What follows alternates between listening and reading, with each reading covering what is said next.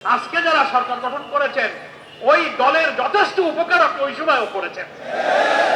আপনার খেদমত, আপনার উপকার, নির্বাচনে বিজয়ী করা, সরকারে আনার ব্যাপারে আপনার সার্ভিসে তারা এত সন্তুষ্ট হয়েছে যে আপনার পরে সমস্ত রাগ দুঃখ ভুলে আপনাকে এখন পররাষ্ট্রমন্ত্রী।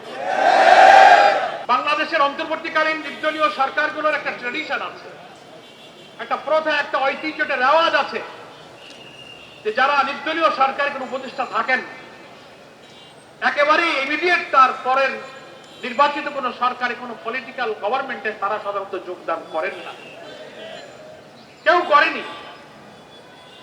আর আপনার ভূমিকার ব্যাপারে আজকে ক্ষমতাসীন সরকারি দল নির্বাচনের আগে বিএনপির অনেক সিনিয়র নেতারা আপনার বিরুদ্ধে অনেক বক্তব্য রেখেছে। আপনার ষড়যন্ত্র, নির্বাচনকে নিরপেক্ষ না করা, দেশের বিরুদ্ধে নানান ষড়যন্ত্রের ব্যাপারে বিএনপির অনেক সিনিয়র নেতারা যারা আজকে মন্ত্রিসভায় আছেন, সেই ভিডিও অডিও এখন অনলাইনে ভাইরাল আছে।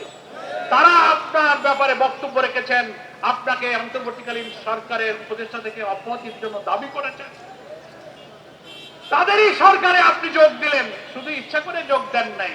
নিশ্চয়ই সরকারের যারা আছেন, ডিপ স্টেটে যারা ছিলেন, those who are policy maker, যারা পলিসি মেকিং করেন, তারাই পছন্দ করে আপনাকে পিক আপ করে আপনাকে আবার ক্যাবিনেটে নিয়ে আসছে। তার অর্থ হলো যে এখানে আসবার আগে যখন আপনি অন্তর্বর্তীকালীন সরকারের উপদেষ্টা দায়িত্ব পালন করছিলেন, আজকে যারা সরকার গঠন করেছেন ওই দলের যথেষ্ট উপকার আপনি ওই সময়ও করেছেন। আপনার খেদমত, আপনার উপকার, নির্বাচনে বিজয়ী করা, সরকারে আনার ব্যাপারে আপনার সার্ভিসে তারা এত সন্তুষ্ট হয়েছে যে আপনার পরে সমস্ত রাগ দুঃখ ভুলে আপনাকে এখন পররাষ্ট্রমন্ত্রী।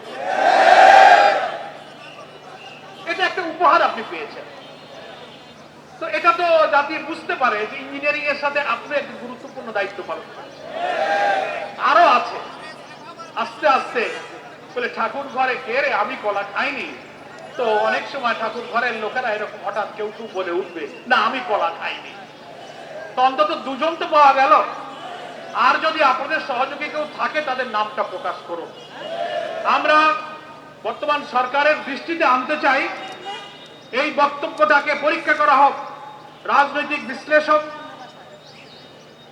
যারা চিন্তাশীল, যারা সিভিল সোসাইটি আছেন, এখন নীরব কেন? আপনি এই কথার ব্যাখ্যা দেন। বিরোধী দলে থাকলেও তাদেরকে আমরা মেইন স্ট্রিমে আসতে দেয়নি, এই কথার অর্থ কি? সমাজের সুশীলদের কাছে ব্যাখ্যা চাই।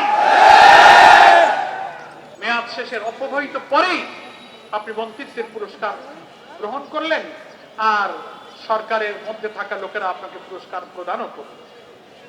এই মহব্বত, এই ভালোবাসা, এই প্রেমের মধ্যে নিশ্চয়ই কোনো রহস্য আছে। এই যে উভয় পক্ষের প্রেম এমনি এমনি হয় নাই।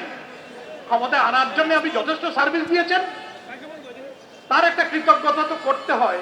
নুন খাইলে তো গুণ গাইতে হয়। তাই আপনাকে এই পররাষ্ট্রমন্ত্রীর পদটা উপহার দেওয়া হচ্ছে। ফলে আপনারও বেজার হওয়ার কিছু নাই। আমার সত্য কথাই বলছি। কেন আপনি বেজার হবেন? আপনাদের জন্য আমাদের মায়া লাগে, দয়া লাগে, দোয়াও করি যে আপনারা সুস্থ থাকেন, দেশ জাতির জন্য কল্যাণকর কিছু করেন। জামায়াত ইসলামের প্রতি কোনো অপবাদ দেবেন না, ভুল ধারণা করবেন না, অহেতুক আশঙ্কা করবেন না। প্রচলিত ধারণায় এক শ্রেণীর পশ্চিমা এবং পাশ্চাত্য মিডিয়ার এবং তথ্যজীবীরা, পেইড জার্নালিস্ট যারা কিছু আছেন, অহেতুক জামাত শিবিরের বিরুদ্ধে যেসব বক্তব্য রাখেন, তারা গুপ্ত, তারা রক কাটা, তারা অমক তমক, এর কোন প্রমাণ বাংলাদেশে নাই। আমাদের মানবিক বাংলাদেশ গড়ার অভিযান ঠেকাতে না পারে আপনারা বহু চেষ্টা আপনারা করেছেন, বহু অভিযোগ করেছেন। 5টি পাবলিক বিশ্ববিদ্যালয়ের ছাত্রদের নির্বাচনেও তাদেরকেও আপনারা গুপ্ত আর রক্ষাটা বলে ঠেকাবার চেষ্টা করেছেন। কোন অপপ্রচার ঠেকাতে পারে নাই, জাতীয় নির্বাচনও ঠেকাতে পারেন নাই। দেশবাসী কোটি কোটি ভোট দিয়ে প্রমাণ করেছে আপনাদের সব অপপ্রচার হচ্ছে মিথ্যা, গুজব, রাজনৈতিক উদ্দেশ্য প্রণোদিত। ফলে এই মিথ্যাচার অপপ্রচারের সর্বনাশা অপরিণামদর্শী পথ থেকে আপনি ফিরে আসুন। এসে নির্বাচনের এই ইঞ্জিনিয়ারিং এর সাথে আর কারা জড়িত ছিল, সাহস থাকলে নাম প্রকাশ করুন। বিচার বিভাগের সাথে যারা আছেন, আমি জামাত ইসলামের পক্ষ থেকে তাদের কাছে দৃষ্টি আকর্ষণ করব, একটা জুডিশিয়াল ইনকোয়ারির ব্যাপারে আপনারা পদক্ষেপ গ্রহণ করুন।